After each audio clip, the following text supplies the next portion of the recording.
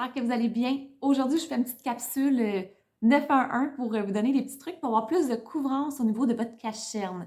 Je dois vraiment pas être la seule qui a les yeux cernés une fois de temps en temps, n'est-ce pas? Vous me direz ça en commentaire.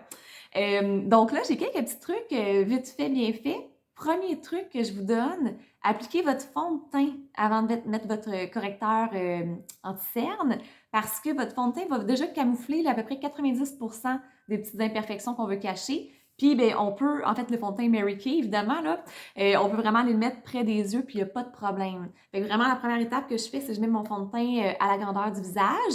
Et au niveau du fond de teint, on peut l'appliquer soit avec les doigts, une éponge, on a le pinceau estompeur, on a le pinceau fond de teint liquide aussi qu'on peut utiliser.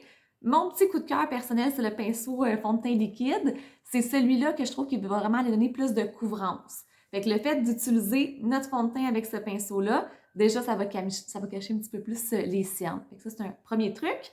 Deuxième truc, on a le correcteur anti-cerne avec Mary Kay. Ça va aller refléter la lumière aussi, ce produit-là. Fait que si en dessous des yeux, ça a l'air plus lumineux, on a l'air un petit peu plus réveillé aussi. Fait que ça, c'est un petit truc.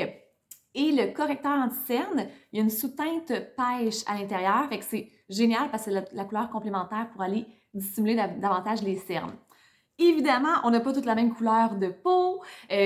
Nos cernes sont différentes d'une personne à une autre. On a aussi des couleurs de dissimulateurs. Fait que, tout dépendant de votre type de peau, ben, pas de votre type de peau, mais votre couleur de peau, votre carnation va pouvoir vraiment trouver la teinte idéale pour vous. Là, aujourd'hui, pour vous montrer, je vais vraiment prendre le correcteur anti-cerne, mais le dissimulateur, là, le produit a l'air pratiquement identique, c'est juste que la teinte va être différente. Alors, le correcteur, je pourrais vraiment y aller directement, là, c'est le mien personnel, hein, évidemment, fait que je vais le mettre directement sur mon visage, fait que je peux aller déposer la couleur, puis je pourrais prendre mon petit doigt que j'aime appeler le doigt faible, c'est le doigt qui a le moins de pression de tous les doigts de la main, puis je pourrais aller le tapoter comme ça. Par contre, je fais jamais ça.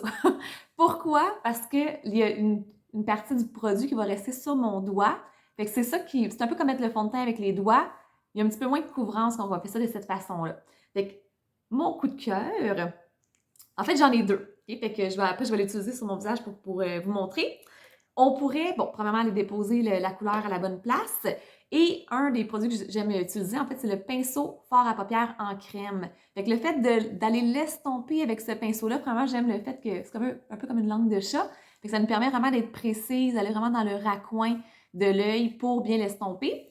Et bien, ça va faire déjà un petit peu plus couvrant que si on prend les doigts. Autre truc que j'ai à vous donner aussi, on a une super éponge que j'aime beaucoup avec Mary Kay.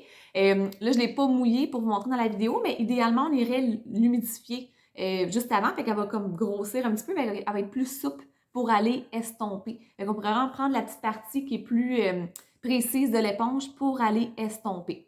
Là, c'est sûr, je me suis fait une petite face pour faire une vidéo, fait que mes yeux sont déjà maquillés. Fait que mais par contre, j'ai pas mis de cache-cerne, puis depuis tantôt, je me regarde, puis je vois juste ça sur mon visage pour pouvoir vous montrer. Mais normalement, j'aurais mis mon fond de teint. Après, je ferai l'étape de camoufler mes cernes, puis je terminerai avec le maquillage de mes yeux. Comme ça, si jamais je dépasse un peu, c'est pas grave, je ne vais pas embarquer par-dessus mon maquillage. Mais là, regarde, je voulais quand même être cute pour faire une vidéo. Fait qu'on va le vivre de même, les filles. Donc, correcteur anti-cerne. Ça dure une petite éternité, là, nos produits Mary Kay aussi. Vous savez que c'est tous des produits haut de gamme, hein, on aime ça. Ça prend juste des petites quantités pour faire la job. Je vais essayer de voir ce que je fais en même temps que je vous montre. Autre truc aussi, la cerne. Tu sais, des fois, on mélange une cerne et une ombre. C'est deux choses différentes. Idéalement, on ne va pas dépasser trop bas avec notre correcteur pour ne pas embarquer où il y a du volume. Parce que là, on va un peu comme gâcher l'effet, l'illusion qu'on veut créer. Le fait qu'on mette une couleur qui est à peu près la même couleur que notre peau ou un petit peu plus pâle, ça va donner du volume. Fait que ça fait que le creux va avoir l'air moins creux et ça va apporter une petite touche de lumière aussi. Fait que je me lance, j'espère que vous allez bien voir quand même. Alors voilà, fait que ça ressemble à ça pour l'instant. Là, voyez-vous, c'est sûr que, comme je vous dis, je suis un peu maquillée, mais on va vraiment aller au ras des cils parce que la peau autour des yeux est 7 fois plus mince que le reste du visage. Fait que c'est normal qu'on voit un petit peu plus, la peau est plus transparente, on voit un petit peu plus les veines. Fait que je vais vraiment aller près des cils comme ça.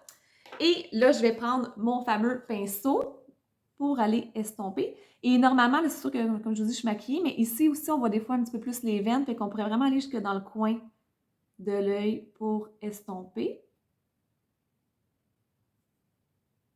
comme ceci. Puis après, je vais vous montrer un petit truc aussi pour fixer. À chaque fois qu'on met des produits qui sont plus crémeux sur le visage, idéalement, on irait fixer le tout avec un autre coup de cœur que j'ai chez Mary Kay, Poudre Libre translucide. Je ne peux pas vivre sans ce produit-là. Voyez-vous déjà, voyez-vous la différence entre mes deux yeux? Je suis pas folle, hein, on le voit. Fait que déjà, ça va être plus lumineux, puis ça a l'air moins gonflé en dessous de mon œil. Magie, magie! Alors voilà, correcteur anti-cerne. Là, j'ai pris le pinceau pour vous montrer. Je vais faire l'éponge de l'autre côté pour vous montrer aussi. Alors, je me lance. Parfait. Et en temps normal, avec l'éponge, en fait, au quotidien, j'utilise beaucoup l'éponge. Mes yeux ne sont pas maquillés normalement à cette étape-ci, j'ai pas mis de mascara non plus. Fait que des fois, je prends la partie qui est plus large, puis je vais vraiment aller, en fait, rouler mon éponge en dessous de mes yeux. Fait que je trouve que ça m'aide un petit peu à bien estomper, mais sinon, on peut commencer avec la partie qui est plus, qui est un petit peu plus précise, qui est un peu plus mince.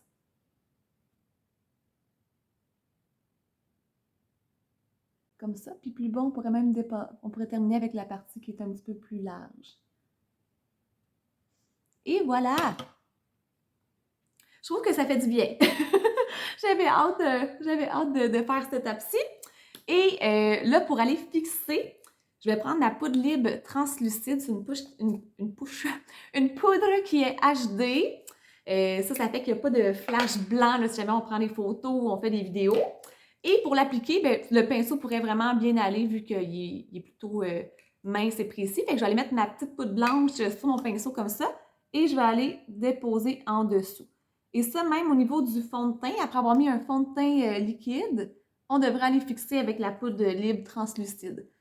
Et l'idée, c'est qu'on commence en dessous des yeux parce que les yeux font plein de petits micro-mouvements vraiment rapides. Donc, si on veut être sûr que le produit se déplace pas avec les mouvements des yeux, bien, on va fixer ça en premier. Puis après, je prendrai mon pinceau que j'aime appeler mon pinceau gros pompon, mais son vrai nom, c'est le pinceau poudre all over. Et ça, je vais aller en mettre un petit peu comme ça. Fait que vous voyez, c'est blanc, mais ça devient vraiment transparent rendu sur le visage.